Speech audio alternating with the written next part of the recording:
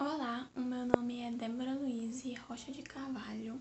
Eu sou aluna do curso de Biotecnologia na Universidade Federal da Paraíba e eu venho aqui apresentar a minha primeira videoaula da disciplina de Química Orgânica 2, do qual estou pagando. E essa videoaula será sobre reação de oxidação-redução, que eu irei explicar aqui ao longo dessa videoaula e espero que vocês gostem. Então, como dito antes, o tema dessa videoaula é reações biológicas de óxido-redução. Então, para eu irei falar alguns conceitos básicos que a gente precisa saber antes de chegar na parte do cálculo. Óxido-redução ou óxido-redução refere-se ao processo em que há transferência de elétrons entre espécies químicas, sejam elas átomos ou íons, de substâncias que reagem entre si. Essa palavra é a junção de oxidação mais redução, que são processos opostos, mas complementares, ou seja, um sempre depende do outro para acontecer. A oxidação é um processo que resulta da perda de um ou mais elétrons pelas substâncias, sendo ela átomos, íons ou moléculas. O seu estado de oxidação altera-se para valores mais positivos. A redução é um processo que resulta em ganho de um ou mais elétrons pelas substâncias, sejam elas átomos, íons ou moléculas. O seu estado de oxidação atinge valores mais negativos ou menos positivos. Os conceitos que a gente precisa saber é o de agente oxidante e agente redutor. O agente oxidante é aquele que aceita elétrons e é reduzido durante o processo. Então, o agente oxidante é aquele que faz com que ocorra, é aquele que é reduzido durante o processo. E já o agente redutor é aquele que perde elétrons e que se oxida durante o processo. Na oxidorredução, os dois processos ocorrem simultaneamente, lembrando disso. E ocorre a variação do número de oxidação das espécies envolvidas. Ou seja, a gente tem que estudar também o conceito de NOx. O número de oxidação, que é o NOx, de um elemento, é a carga elétrica que ele adquire quando faz uma ligação iônica ou o caráter parcial que ele adquire quando faz uma ligação predominantemente covalente. Isso significa que corresponde à tendência de um átomo de atrair os elétrons envolvidos na ligação que realiza. Por isso, a maioria dos elementos químicos apresenta diversos números de oxidação dependendo do composto que ele está formando, dependendo aonde ele está. No entanto, existem alguns elementos que normalmente são mais eletropositivos ou mais eletronegativos e que apresentam o mesmo NOx em uma série de compostos diferentes. Ou seja, alguns elementos possuem NOx fixo e outros variam e é preciso fazer um cálculo. E agora eu vou mostrar uma tabela que apresenta os que têm NOx fixo. Aqui, os principais NOx dos elementos em substâncias comuns. Primeiro é os elementos da família 1A, dos metais alcalinos, que em substâncias compostas, o seu NOx é mais 1. Já da família 2A, dos metais alcalinos terrosos, o seu NOx é mais 2. Do elemento prata é mais 1, zinco mais 2, alumínio mais 3. Tudo em substâncias compostas, porque lembrando que o NOx de uma substância simples é igual a zero quando ela está sozinha. O do enxofre em sulfetos, ou seja, quando o enxofre for o elemento mais eletronegativo, é igual a menos 2. Da família dos halogênios, em halogenetos, quando o halogênio for o elemento mais eletronegativo, é menos 1. Já o hidrogênio ele pode variar de mais 1 a menos 1. Quando estiver ligado a metais, ou seja, quando o hidrogênio estiver ligado ao elemento mais eletronegativo que ele, o seu NOx é mais 1. Já quando estiver ligados a metais, quando o hidrogênio estiver ligado ao elemento menos eletronegativo que ele, o seu NOx é menos 1. O oxigênio ele pode variar também. Na maioria das substâncias compostas, ele é menos 2. Já em peróxidos, o valor do NOx dele é -1. Em superóxidos, o valor dele é -0,5. E em fluoretos, ele pode variar de +2 ou +1. As regras para calcular o NOx é que o NOx de substância simples, como eu falei anteriormente, é igual a zero, ou seja, quando a substância vier sozinha, que simples é sempre zero, não importando o número que está aqui embaixo. E o NOx de íons é igual à sua carga, ou seja, como a gente pode ver aqui, o sódio +1, o NOx dele é o +1, e o oxigênio -2, como o íon dele aqui é -2, é -2. Outra série que a gente precisa saber para calcular é que a soma dos NOx dos elementos em compostos sempre tem que dar igual a zero, então a gente pode fazer uma equação. E a soma do NOx de elementos de um íon composto é sempre igual à carga do seu íon. Como a gente pode ver aqui um exemplo de um cálculo que a gente quer calcular aqui, né? O que não tem NOx fixo, que é o enxofre, então é o H2SO4.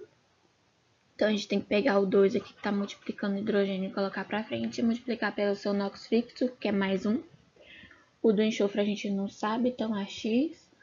4 vezes NOx fixo aqui no caso do oxigênio, que vai ser -2, 4 vezes -2, tudo isso tem que ser igual a zero. Então, a gente fazendo essa equação vai ficar 2x mais 2 mais x menos 8 é igual a zero. X é igual a +8 menos 2, x é igual a +6. Então, o NOx do enxofre aqui nessa molécula é +6. Agora, a gente vai para... Eu tenho esse resuminho aqui para a gente lembrar os conceitos. Ou seja, o agente redutor é aquele que sofre a oxidação, ele provoca a redução, perde elétrons e seu NOx aumenta, já que está fazendo uma oxidação. O agente oxidante, ele sofre a redução, provoca a oxidação, ganha elétrons e seu NOx diminui, já que ele está sofrendo uma redução. Vamos chegar na parte das reações mesmo.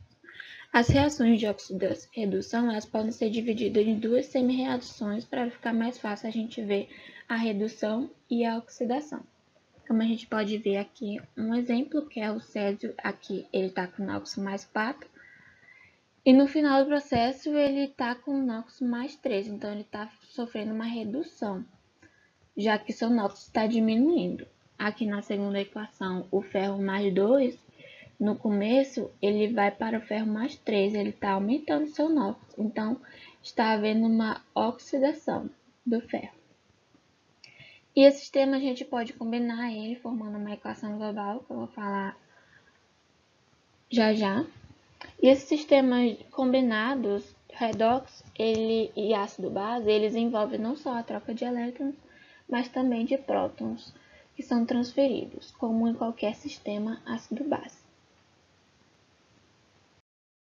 Aqui a gente vê outro exemplo de reação, que aqui a gente tem duas semi-reações do ânodo e do cátodo, que a gente vai formar uma equação global, que é como formar essa equação global.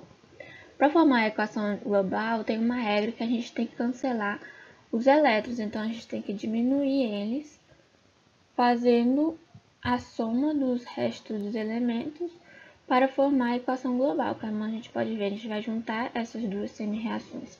Na primeira, a gente pode perceber que está havendo uma oxidação do ferro, o seu NOx está aumentando, aqui ele vai de 0 para +2. E na segunda está havendo uma redução do oxigênio, né? Então, juntando as duas reações, a gente vai ter esse resultado aqui. 2 ferros mais oxigênio mais 2 moléculas de água, que é igual a 2 moléculas de ferro mais a hidroxila aqui, né? Formando uma reação de óxido-redução, que a gente vai juntar as duas semi-reações, uma ele está sendo oxidado, outra reduzida, e que é a reação global de óxido-redução. E aqui nesse exemplo é o ferro oxidado, né, como eu falei, perdendo 2 elétrons. E esse processo é o processo da ferrugem, que é um processo biológico.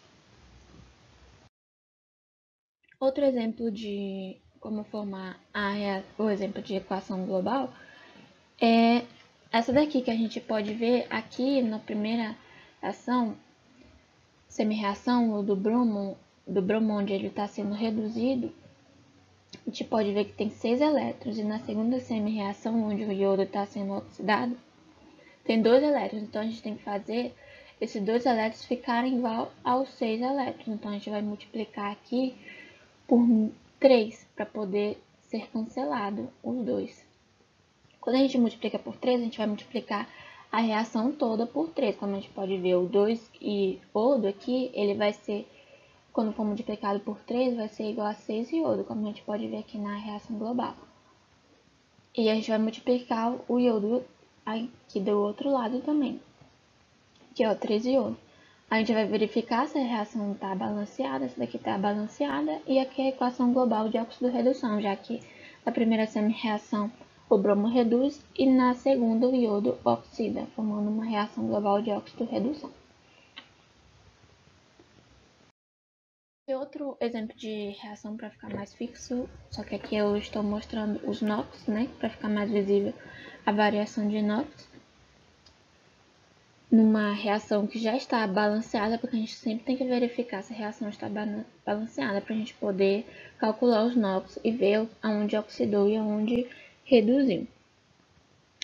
E aqui, veja que no primeiro membro da equação, o NOx do átomo de oxigênio ele é igual a -2. Aqui está meio torto, mas ele está aqui, ó, o NOx do oxigênio e do carbono. Do oxigênio é igual a -2. E no segundo membro, esse NOx aumentou para 0. Como a gente pode ver aqui, ó. O NOx do oxigênio aqui aumentou, foi de -2 e aumentou para 0. Ou seja, significa que o oxigênio ele sofreu oxidação. Ou seja, perdeu elétrons e o dióxido de carbono, o CO2, esse primeiro aqui, foi o agente redutor. Já que sofreu uma oxidação, ele foi o agente redutor. Por outro lado, o NOx do hidrogênio da água aqui, ó, tá vendo a água? Aqui tá o oxigênio -2 e o hidrogênio aqui nessa molécula, o NOx dele é +1.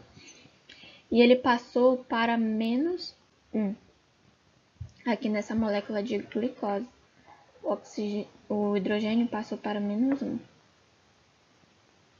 Ou seja, o seu NOx diminuiu, significa que o hidrogênio ele sofreu uma redução. Ganhou elétrons e a água foi o agente oxidante.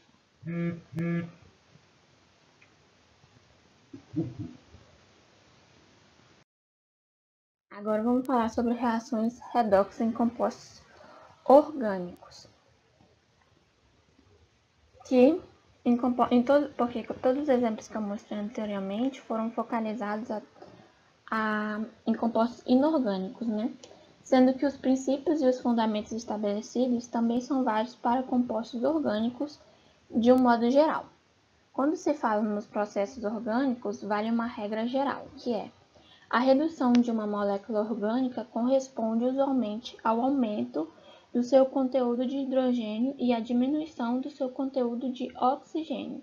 Como mostra esse exemplo que eu trouxe aqui, a transformação do ácido carboxílico em aldeído. Como a gente pode ver, aqui na primeira molécula a gente tem 2 oxigênios e 1 hidrogênio. Quando sofre a reação, a gente tem uma diminuição do conteúdo de oxigênio. Como a gente pode ver aqui, só tem 1 oxigênio. Esse oxigênio aqui sai no processo. A oxidação de uma molécula orgânica corresponde usualmente ao aumento do seu conteúdo de oxigênio e à diminuição do seu conteúdo de hidrogênio, como a gente pode ver aqui. No começo da reação, o estado oxidado está mais baixo, aqui a gente não vê nem oxigênio presente. Já conforme vai ocorrendo a reação, a gente vê aqui um oxigênio, que forma uma dupla de oxigênio, e no final, o estado da oxidação mais alta, a gente pode ver uma dupla de oxigênio e mais um oxigênio aqui, então uma oxidação. E nas reações orgânicas de óxido de redução ocorrem do mesmo jeito, eles ocorrem simultaneamente. Para finalizar, vou falar algumas aplicações biológicas, dessas reações, que esses aspectos fundamentais da transferência de elétrons nesse processo de óxido de redução são muito importantes para o entendimento dos princípios da titulometria redox e é usado nas aplicações de técnicas eletroquímicas analíticas instrumentais avançadas, empregando sinais analíticos do potencial, corrente, resistência e carga elétricas, e seus principais variantes, tal como a corrente-tempo, carga-tempo e potencial-tempo. Também é importante para o desenvolvimento de novas baterias, para a prevenção da corrosão, produção industrial de alguns elementos, como mostra aqui o cloro, flúor, alumínio, cobre. As reações de óxido de redução também têm interesse biológico, já que ela está envolvida em processos metabólicos dos seres vivos. Também é importante para a bioenergética, como a gente viu até uma reação, é importante para o entendimento dos processos de ferrugem e assim prevém, usando para a prevenção desses processos. Aí tem a importância econômica, ambiental e na segurança. Aqui algumas referências que eu usei para a produção desse slide. Então, essa foi a minha videoaula sobre esse assunto. Espero que todo mundo tenha entendido e gostado. Agradeço pela atenção de todos. E eu finalizo aqui esse vídeo.